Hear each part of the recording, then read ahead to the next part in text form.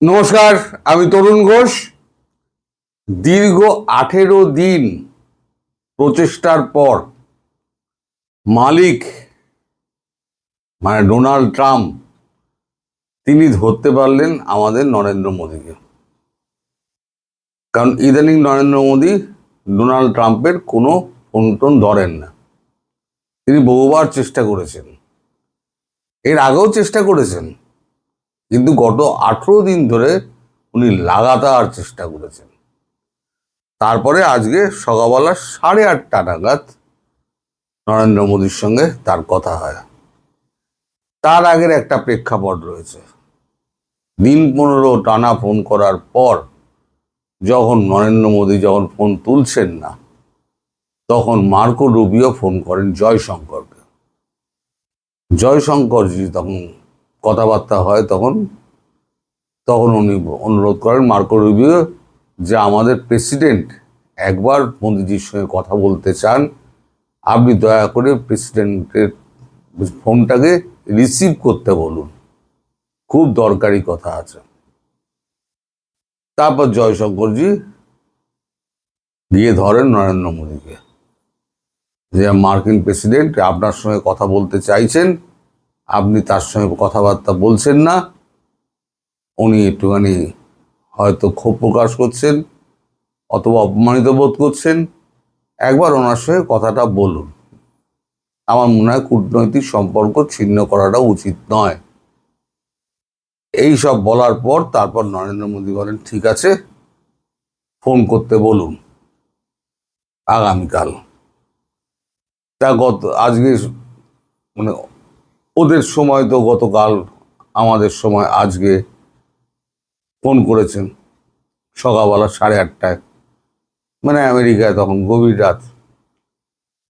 এখন ফোন করে কথা হয়েছে সেটা 15 থেকে 17 জুন ফ্রান্সের এভিয়েন লে বে শহরে G7 শীর্ষ সম্মেলন অনুষ্ঠিত হচ্ছে। এই যে ফ্রান্সে যে শীর্ষ সম্মেলন অনুষ্ঠিত হচ্ছে, সেখানে ভারত কিন্তু G7 এর কিন্তু অংশ নয়। G7 এর অংশ কারা আমি আপনাদের বলে দিচ্ছি। G7 এর অংশ হচ্ছেন যে দেশগুলো, সেগুলো হচ্ছে Canada, France, Germany, Italy, Japan, United kingdom এবং ইউনাইটেড স্টেটস। এই 7টা দেশ, এর মধ্যে কিন্তু ভারত নেই। কিন্তু ভারত এশিয়ার মধ্যে এখন একটা শক্তিধর রাষ্ট্র। তাকে G7 আনার জন্য প্রচুর চেষ্টা চালাচ্ছে এবং প্রতিবার G7 কিন্তু আমন্ত্রণ পেয়ে মোদি যান। ইদানিংকালে যেখানেই ডোনাল্ড ট্রাম্প যাচ্ছেন, খবর পাচ্ছেন নরেন্দ্র মোদী আর সেদিক মারাচ্ছেন না। কারণ ওনার সঙ্গে মুখোমুখি হবেনই না, কি বলতে কি বলে দেবেন তখন তো আর বলা যায় না। যার জন্য ওনার ফোনও রিসিভ করেন না, ওনার সঙ্গে দেখা সাক্ষাৎও করেন না। কারণ মানুষটাকে ভরসা আর নরেন্দ্র মোদী করেন না। নরেন্দ্র মোদী যার ওপরে ভরসা উঠে যায় তাকে আর দ্বিতীয়বার ভরসা করবেন না। যেমন তারেক রহমানের ওপরে ভরসা উঠে গেছে, আর ভরসা করবেন না। তো যাই হোক, তো জয়শঙ্করজি বলার পর তারপর তো 8:30টার সময় ফোন করেন। তো উনি ভালো মন্দ 2-4টে কথা, ভালো কথাই হয় আর কি, কেমন আছে অমুকায় তমুকায়। তখন উনি ফোন করে অনুরোধ করেন ট্রাম্প যে G7 আপনি আসছেন, আপনি এলে পরে সাইড লাইনে আপনার সঙ্গে আমার কিছু কথা আছে। তখন নরেন্দ্র মোদীর সঙ্গে কি কথাবার্তা হয়েছে দেখুন, এগুলো তো আমরা জানতে পারবো না। এই খবরগুলো একেবারে ভেতরের খবর, এই কোনোদিনই কেউ জানতে পারবে না। কিন্তু ভারত যেটা আটকে আছে সেটা হচ্ছে বাংলাদেশ ব্যাপারে। বাংলাদেশের ব্যাপারে আমেরিকার যে হস্তক্ষেপ এবং এশিয়ার মধ্যে ঢোকার জন্য তার যে একটা গো চেপেছে মার্কিন যুক্তরাষ্ট্রে, সেটা ভারত, চীন, রাশিয়া কোনোভাবেই মেনে নিচ্ছে না। আপনাদের মনে থাকতে পারে কদিন আগে রাশিয়ার প্রেসিডেন্ট ভ্লাদিমির পুতিন একটা প্রকাশ্য সম্মেলনে বলেছিলেন যে মার্কিন যুক্তরাষ্ট্র যেভাবে ভারতের উপর প্রেশার সৃষ্টি করছে সেটা ঠিক নয়। এটা কিন্তু পুতিন পরিষ্কার বলে দিয়েছিলেন ভারত একা নয়, এটাকে যদি কেউ ভাবে তাহলে সে ভুল ভাবছে। এটা খুব ইঙ্গিত বহ একটা কূটনৈতিক বার্তা, সেটাও ট্রাম্পের কানে গিয়েছে যে চীনের সঙ্গে তো একই গন্ডগোল চলছে, রাশিয়াও ক্ষেপে রয়েছে, ভারতের পক্ষে রাশিয়া। আর ভারতকে যদি এখন বাগে না আনা যায়, সামনে অক্টোবরে মিড টার্ম ইলেকশনে আমি ধরাশায়ী হব। অতএব যেন তেন প্রকারেণও মোদিজিকে ধরতেই হবে। একেবারে 18 দিন ধরে টানা পরিশ্রম করার পর অবশেষে তা মোদিজির সঙ্গে কথাবার্তা হয়েছে।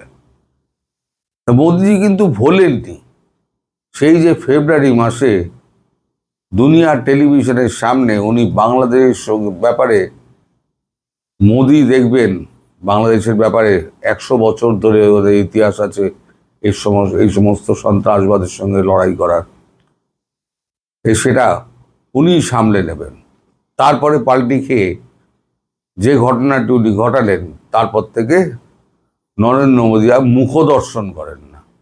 যেদিক দিয়ে যান ট্রাম্প, তার উল্টো দিকে উনি হাঁটেন। একবার হোয়াইট হাউসে ডেকেছিলেন, কোথায় একটা কি মিটিং ছিল এখন ভুলে গিয়েছি, ফেরার পথে ওয়াশিংটন ঘুরে আসার একটা আমন্ত্রণ জানিয়েছিলেন। ট্রাম্প এরকম মালিক, মানে ভেতরে ভেতরে এরম বদমাইশি বুদ্ধি, সেখানে ডেকে রেখে দিয়েছিলেন শাহবাজ শরীফ আর ওই আমাদের আসিম মনিরকে, পাকিস্তানের দুজনকে। তা মোদি সেই খবরটা পেয়ে যান যে আমি যখন কথা বলবো তখন দুজনকে সামনে এনে হাজির করে দেবে, তারপরে কি লিখতে না কি লিখবে তখন আমি পেছে পড়ে যাব। তার থেকে সোজা উনি একেবারে ওই অনুষ্ঠান জায়গা থেকে সোজা ভারতে ফিরে আসেন, উনি আর ওয়াশিংটন ডিসি মুখ হয় না। আর এর মধ্যে এতদিন হয়ে গেল, 1.5 বছর প্রায় হয়ে গেল, ট্রাম্পের সঙ্গে কোনো কথাবার্তা নেই, কোনো যোগাযোগ নেই। ট্যারিফ ফ্যারিফ বড় ব্যাপার নয়, ও গোলমাল মিটে যাবে। কিন্তু বাংলাদেশ ইস্যুতে যে ধাক্কা ট্রাম্প দিয়েছেন, সেই ধাক্কা কিন্তু মোদিজি সামলাতে বেশ সময় লাগছে। মোদিজি বড় ধাক্কা খেয়েছেন। ট্রাম্পকে বিশ্বাস করতেন, ট্রাম্পের জন্য একেবারে গলা জলে নেমেছিলেন ট্রাম্পকে জেতানোর জন্য। সেই ট্রাম্প যে ব্যাকস্ট্যাবিং করবেন সেটা মোদিজি ভালো করে মেনে নেননি। আর যতক্ষণ না আমার মনের মধ্যে থেকে সেই ব্যাপারটা যাচ্ছে, নরেন্দ্র মোদীর মনের ভেতর থেকে সেই ক্ষোভটা যতক্ষণ না যাচ্ছেন, ততক্ষণ পর্যন্ত মালিকের কিন্তু শান্তি হবে না। মালিককে শান্তিতে উনি বসতে দেবেন না। এখন দেখা যাক, আমরা তো এখন ভেতরের খবর জানবো না। কালকে আপনারা নিশ্চয়ই খবরের কাগজে জানতে পারবেন যে ট্রাম্প মোদির দেখা হবে 15 থেকে 17 জুনের মধ্যে ফ্রান্সে, যে G7 বৈঠক, সেখানে বিশেষ আমন্ত্রিত ভারত, সেখানে যান কিনা এবং গেলে সাইড লাইন বৈঠকে বসবেন কিনা। হয়তো কথা হয়েছে, হয়তো উনি সাইড লাইন বৈঠকে বসবেন, কিন্তু মেন মুদ্রা যেটা হচ্ছে, আসল যেটা কারণ, মানে আসল যেটা বলা যায় অনুল্লেখিত বিষয়, সেটা হচ্ছে বাংলাদেশ। এই বাংলাদেশ কেন্দ্রিক ব্যাপারটাকে নিয়েই কিন্তু মোদির সঙ্গে ট্রাম্পের কথা হবে। আর মোদির একই কথা, এখান থেকে পা তোলো, তারপরে কথা হবে। ওই ট্যারিফ ফ্যারিফ সব বাদ চলে যাবে, তার আগে ও কিচ্ছু হবে না। আগে বাংলাদেশ থেকে পা তোলো। আর ওই যে মনের মধ্যে যে খায়েশ আছে না, এশিয়ার দেশগুলোর ওপরে নজরদারি করব, ওই খায়েশটা মন থেকে মুছে ফেলো, তারপরে যা করার করা যাবে। অর্থাৎ ঘটনা যেদিকে যাচ্ছে, ট্রাম্পের কিন্তু আর উপায় নেই মোদির পায়ে পড়া ছাড়া এবং বাংলাদেশ থেকে পা উঠানো ছাড়া।